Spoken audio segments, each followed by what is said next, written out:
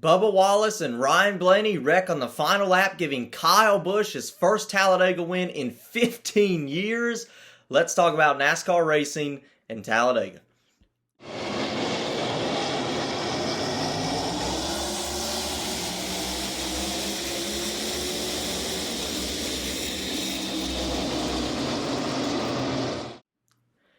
Hello everybody, welcome to Dirty Air. I'm your host Alex Lambert, and let's talk about Kyle Busch winning at the Talladega Superspeedway, dodging a big accident on the final lap of this race, getting his 62nd career win and his first win at Talladega in 15 seasons. Let's talk about it. We'll break down what Kyle Busch did to win this race throughout the entire race and how he was able to hold it off at the very finish of the race. We'll talk about a couple of other big crashes that happened during this race, and then of course we'll always review the top 10 and a few other noticeable finishing positions. So without any further ado, let's go ahead and talk about Kyle Busch winning at Talladega. The man of the hour, the superstar, Kyle Busch gets his 62nd career win, his second win at Richard Childress Racing, and his second win this season, obviously. And it's his first win at Talladega Superspeedway in 15 seasons. You'd have to go all the way back to 2008, which was his first year with Joe Gibbs Racing since he has won at the Talladega Superspeedway. So it's been a while for Kyle Busch, but he was able to get it done today in a very impressive way. So it's good to see Kyle Busch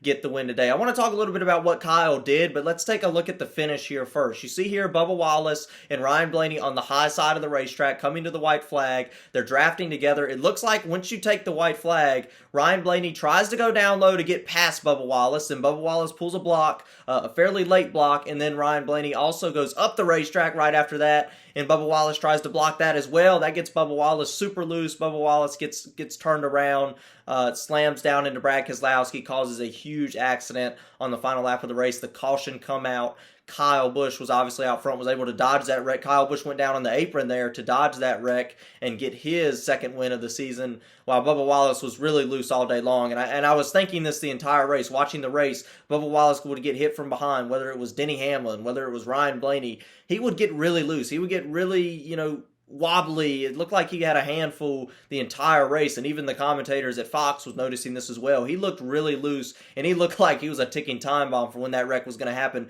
He was able to wheel that car all the way to the final lap of the race, and finally, when he was pulling off those blocks, the bumps from Ryan Blaney on the final lap, he just couldn't handle it. That car was so loose, he wasn't able to save it, got turned around, caused a wreck. So that's unfortunate for Bubba Wallace there. Did a great job staying out front all day, had a lot of speed. The car had a lot of speed, but didn't have the handling that it needed to get the win. Therefore, Kyle Busch was able to stay on the low lane and get the win. Now, here's a couple of things that I noticed from Kyle Busch. I was watching the onboard cam on NASCAR.com.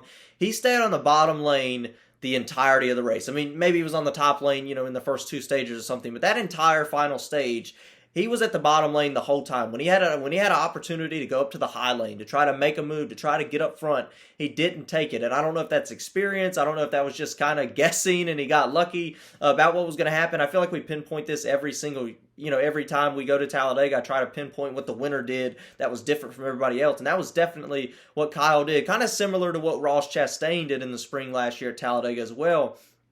Kyle Busch stayed on the bottom the entire race, with the exception of the final overtime restart where he went to the high lane but immediately turned back down low. And obviously, like we saw, he won the race on the bottom lane, which that's happened now 2 spring races in a row where the bottom lane has come in and that driver has won. So really impressive by Kyle Busch. Like I said, he was riding the bottom lane. He'd be in 20th. He'd be in 15th. I'd check again. He'd be in 10th. I'd check again. He'd be in 7th, then 3rd, then on the front row. That's kind of what happened for Kyle Busch, and he was able to hold it off and get the win. So Kyle did everything right. Also, Kyle Busch was not 100% sure he was going to make it to the end of the race on fuel. We had a couple of cars drop off the racetrack. Ty Gibbs obviously had to pull off the apron on the last restart because he run out of fuel. Kyle Busch was pushing it on fuel. Didn't have enough gas to do his burnout following the race. And that was a risky call to not come down pit road and get the fuel as well. So congratulations to Kyle Busch to get that win. Let's talk about a couple of other accidents that happened. I think that's going to be a really important component to this race. You see here, Joey Logano got caught up in an accident earlier on in the race as well. Joey Logano got turned sideways, big crash there. But the one I really want to take note of, is the crash with Kyle Larson and Ryan Preece, because this was a really scary accident. You see Noah Gragson is getting kind of shuffled out of the way here. He turns down low, just one of those Talladega instances. Nobody you can really pinpoint, blame. And Noah Gragson obviously gets wrecked, but Ryan Preece comes back up the racetrack or Kyle Larson comes back up the racetrack and Ryan Preece hits passenger side door on Kyle Larson's car. That was a really scary accident. Actually, it looked like the roll cage inside of the race car caved in and was pushed upwards. That's a really scary accident. I know we've had some scary wrecks this week at Talladega. If you go back to the Xfinity race on Saturday, a couple of really scary accidents. One of the drivers actually had to, I believe he stayed overnight in the hospital, but was awake and alert, but had to stay overnight just to, keep in check on him. And then, of course, today, a really scary next-gen car wreck, which I want to note, the next-gen roll cage caved in. That's really scary, and I hate to see something like that, because if that was on the driver's side, that could have been a really bad situation for Kyle Larson, 100%. So definitely, I know NASCAR has done a great job with safety. Both of those drivers climbed right out of the race car, no doubt. It's super impressive that NASCAR is able to have these great safety measures in place. So I applaud NASCAR for their safety record, but at the same time, hopefully, and I'm confident they will, they'll take both of those cars, or at least the Kyle Larson machine back to the R&D Center, and they'll learn a little bit about the race car, try to make them a little bit safer when we go to the next Talladega races, which I'm very confident they will do so with the Xfinity cars from yesterday and the Cup cars from this afternoon at Talladega. They always do a really good job at their safety record. Their safety record is really good over the last few seasons, over the last 20-something years. So do have to applaud NASCAR for that. Let's take a look at the top 10, the final results, obviously. Let's take a look at them here. So obviously you see here Kyle Busch in the RCR Chevrolet was able to get his win today. Ryan Blaney, who was up front for majority of the race, was up front the entirety of the end of the race, was able to get a solid second place finish. Ryan Blaney has become a really good driver when we talk about Talladega. When we talk about Talladega, Daytona, Ryan Blaney's always in the mix to win at those things. He was in the mix today. Obviously got blocked by Bubba Wallace, got caught up in the wreck at the end, but was able to get a solid second place finish. So a good finish today by Ryan Blaney. Like I said, another one of those drivers that's really always up front in these crazy Talladega, Daytona type races. Seems like Ryan Blaney's always able to capitalize. Wasn't able to get the win today, but was able to get a solid top 2 finish, finishing second today. Chris Buescher in the 17 Ford was able to get a solid third place finish. A great day for him. Obviously dodging the wrecks all day long, dodging the chaos all day long, coming up to get a third place finish. Chase Briscoe, who was having a really rough day, spun on pit road early on in the race, had a tire go down. He couldn't even get off of pit road. It looked like a really messy day for Chase Briscoe. Once again, capitalized on somebody else's chaos. That is Talladega. This is Talladega, and that's what can happen. You can capitalize on others' misfortune, and that's exactly what Chase Briscoe did, finish in the 4th position today. Brad Keselowski was also really fast all day long, was able to get up there at the end of the race. He kind of hung around back for a majority of the day, was in 35th, 36th for a long time. Looked like he was trying to be very conservative, dodged the wrecks. That worked for a majority of the day. Was able to shoot up at the end of the race, get up front, and get a 5th place finish. He had a run there at the end.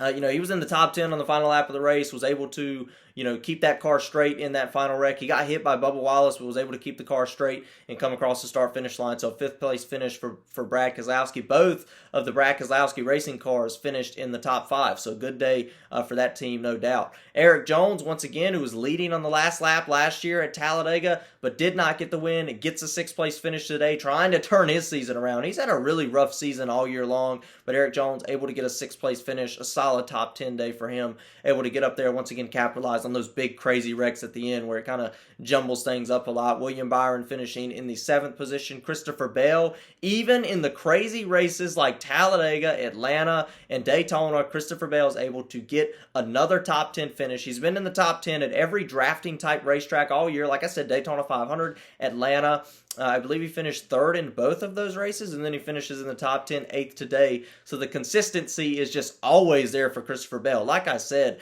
any racetrack we go to, it seems like Christopher Bell is always right up there in the mix. So Christopher Bell, once again, is your highest Joe Gibbs finishing Toyota, I believe. Yep, once again, your highest finishing Joe Gibbs Toyota, and a solid 8th place finish for Christopher Bell. Daniel Suarez, who was up front for majority of the day, drafting with Kyle Busch for majority of the day, actually ends up with the solid 9th place finish. And Todd Gilliland in the 36 car, no, not the 38 car this week. I think he's driving the 15 car one week, he's driving the 38, the 36. This week he's in the 36 car, and I'm really glad to see him get a top 10 finish, because all that he's been through this season, being told right before the Daytona 500 he's not going to have a full-time ride, he's going to have a part-time ride, but he's been able to make starts in every race. Therefore, he is still eligible for the playoffs if he was able to sneak into some type of win situation. and obviously getting those points as well. But today in the 36 car, getting another top 10 for Todd Gilliland. I believe this is a few top 10s for him this season. Really glad to see that out of the 36 team this week, and really looking forward to what he can do moving forward. By the way, shout out to JJ Yeley, once again, one of those drivers that you typically don't see in the top 15, gets a solid 11th place finish. So congratulations for JJ Yeley as well, finishing in the 11th position. That's really all there is to talk about following this Talladega Wreck Fest Talladega race. A really exciting day. Like I said, that is Talladega for you. It's exciting. It's a huge racetrack, and we got a great race today, and Kyle Busch was able to capitalize. So that's obviously really exciting to be really excited to see what he can do moving forward. Maybe Kyle Busch, obviously hasn't run that well the last few weeks. Maybe he just needed a shot of momentum like this, and maybe that can help him do way better next week going to Dover. So next week we do go to Dover, the Monster Mile. I really like Dover. It was really good last year with these new race cars. And I'm really looking forward to what we can see there at the concrete track of Dover. Chase Elliott was really fast there last year. The Joe Gibbs Racing Toyotas were super strong last year at Dover International Speedway. So definitely want to watch the Joe Gibbs Toyotas next week. And then, of course, you got to watch Chase Elliott because he's had a lot of success at the Dover racetrack as well. So that's it. That's all there is to talk about following Talladega. And, of course, about Kyle Busch getting that 62nd career win. Let's get rowdy.